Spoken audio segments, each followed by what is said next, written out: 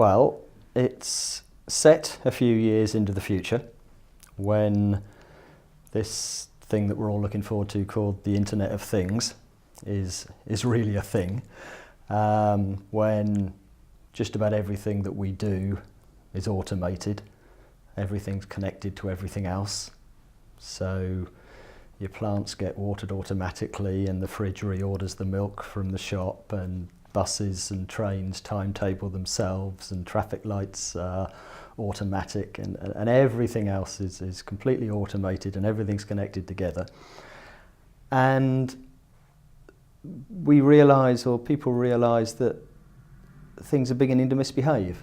The things themselves are beginning to misbehave. Small things at first, just minor inconveniences, but then it gets more serious. Then things start breaking and people start getting hurt, and nobody really knows why. Nobody can figure out why. There are all sorts of vague possibilities, like a massive cyber attack, but nobody really knows what the problem is.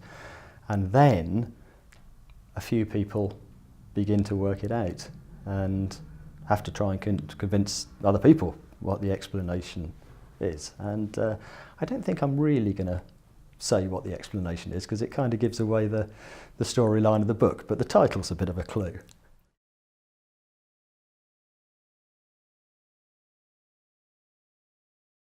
I think it's adult or young adult, maybe. It's a standard science fiction audience in that respect.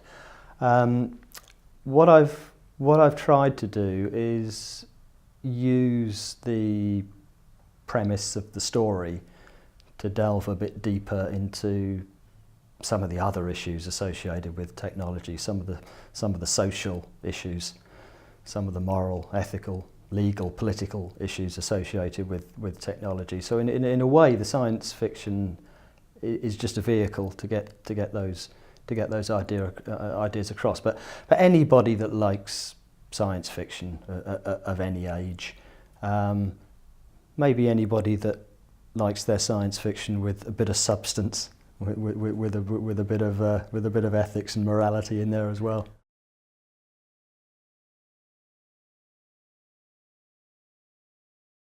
Now that depends how you measure it.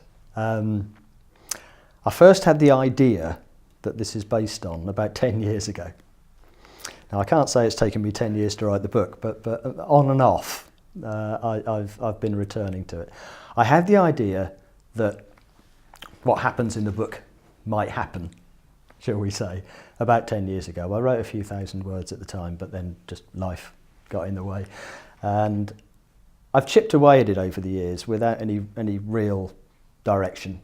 But it was round about this time last year that I decided, particularly with the Internet of Things becoming a reality, which gave the story a different dimension, I decided that this year, this was going to be the year that I actually sat down and put everything else to one side and got it done, which I just about managed. So I set myself the target of getting it finished by the end of the year. So in the end, I finished a couple of months ahead of schedule, which was nice.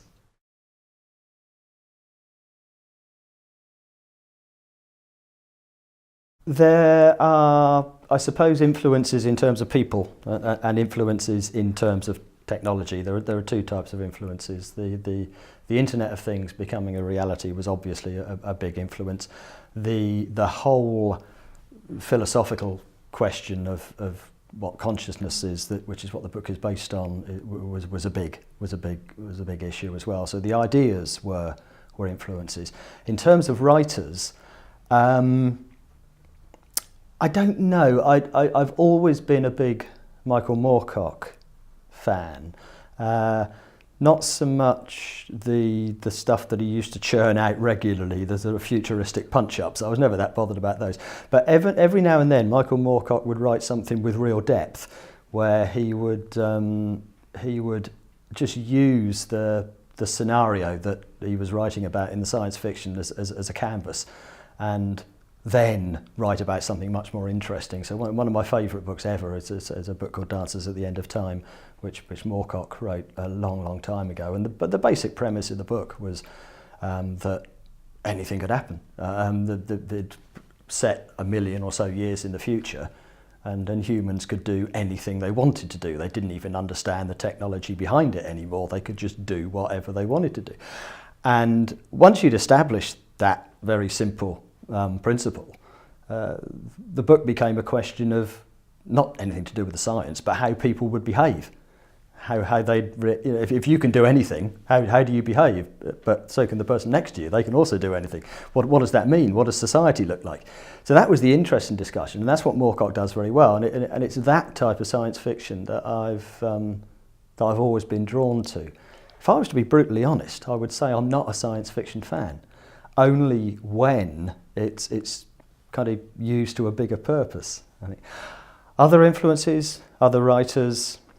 Well, I'm a huge Dickens fan. I've always loved Charles Dickens. I read all the way through Dickens when I was young, and I'm slowly reread them over the years since then. I just like the humour that's buried in the sentence construction and then the characters and everything else.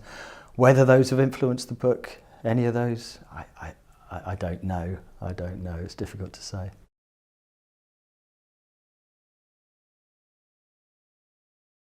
Well, I did everything wrong in the writing process.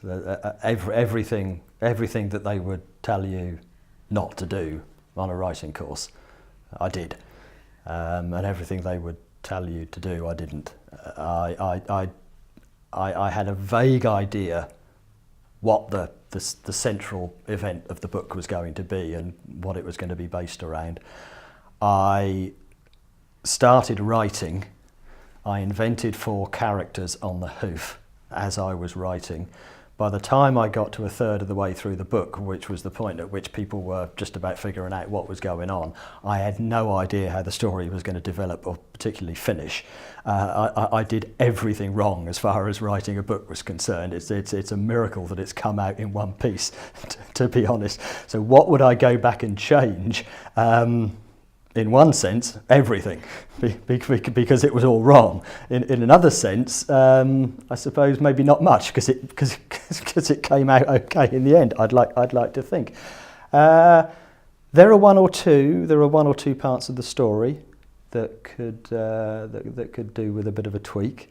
I'm not going to give too much away, but if I do produce an amended version for a different publisher, I may have to tinker with the ending, because, shall we say, we're not dealing with the American president I thought we were going to be dealing with. So there are some things that could do with a bit of a tweak in the final version. Other than that, I wouldn't claim that my writing style is brilliant, but I don't think you can go back and change that overnight. I am what I am, so.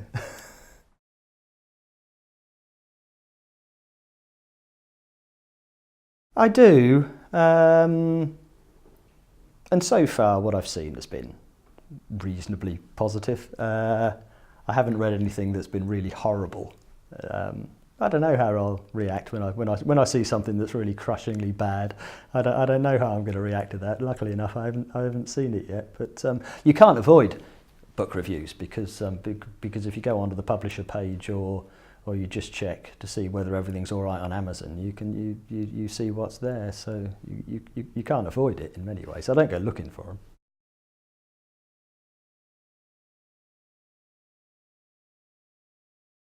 I think I'd probably tell myself that maybe my English wasn't as good as I thought it was. I think I'd got to the point, I was 50 odd years old, that I thought I pretty much knew how the English language worked, and was a little bit astonished to realise that there were places where I had to go back and look up how to write things properly in terms of constructing a complex either sentence or getting the dialogue to fit together, particularly if something odd happened, like somebody wanted to interrupt somebody else, or there was an event and then I needed to go back to somebody. There was all kinds of fiddly bits of English language that I thought I kind of knew but realised I didn't, or at least I didn't know them well enough to be able to write fluently. I was having to stop to check things, and I think maybe I'd tell myself that I didn't know as much as I thought I did about good English.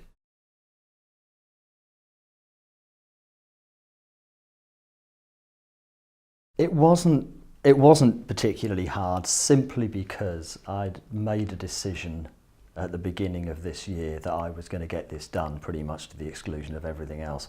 So apart from work that I was contractually obliged to do, I didn't really do much else. So for example, just temporarily my background research took a bit of a dive. It went to the back of the shelf as I concentrated on this. So it wasn't a difficult balance, but it was necessary to make a conscious decision not to do certain things.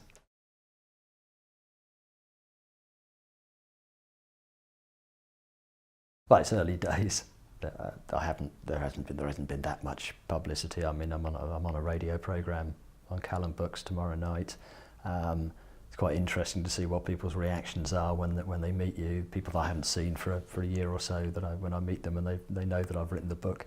Occasionally you see it pop up on the internet somewhere, but it's early days. It hasn't been huge. I don't think it's. I'd like to think it hasn't swelled my head or anything.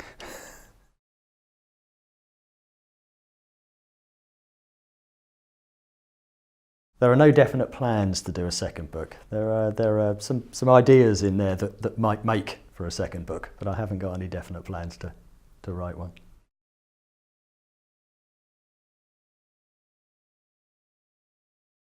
We're going into some really interesting times over the next few years. Not just the Internet of Things, the IoT, but the way that technology in general is going to join up across the globe. The fact that more and more processes are going to be automated. There's a real risk that that will impact on human jobs, for example, but probably us in a much wider sense. I mean, we're already seeing the huge social impact that social media has had on us, and the Internet of Things and increasing automation is just going to take that one step further. It's possible in the next couple of decades that we might actually build a machine that was, genuinely intelligent, genuinely sentient. Once we do that, we're in a very different world. But the questions we need to be asking probably aren't technological. They're social, moral, ethical, political, legal, economic, environmental, all that kind of thing. Those are the questions we ought to be asking, but I don't think we're asking any of those questions. We're focusing purely on the technology. So, I mean, just to give you an example, just to give you an example, we're looking maybe in a decade's time to a robot workforce across the globe for most jobs, and I mean most jobs. There's no reason why most of us doing the jobs that we do now would need to be doing them in 10 years' time. They should be able to be done by a robot, an intelligent machine, or more than one of them joined together. Question then is what is that world going to be like? Because on the one hand, it might mean that across the planet we have huge levels of unemployment and everybody's suffering because nobody's working, so nobody can afford to live because nobody's being paid, on the one hand. Or it might mean that humanity just goes into a different era where we all lead a life of luxury, the machines are doing all the work, and we have a great time of it. Both of those extremes are possible, or something in the middle. But the point is, the technology is going to happen anyway. Which of those we get isn't a technological question. It's a political question. It's an economic question. If what we're doing at the moment doesn't change, then you're looking at huge levels of unemployment and huge levels of suffering. If you actually want technology to be of benefit to humankind, you've got to change the underlying systems. Many of these questions are not technological. They're ethical, moral, social, political, legal, and the rest of it. But we have a tendency to think that all of the answers are technological. They're not, simply because the technology is going to come anyway. What we do with it, what it does to us, isn't a technological question.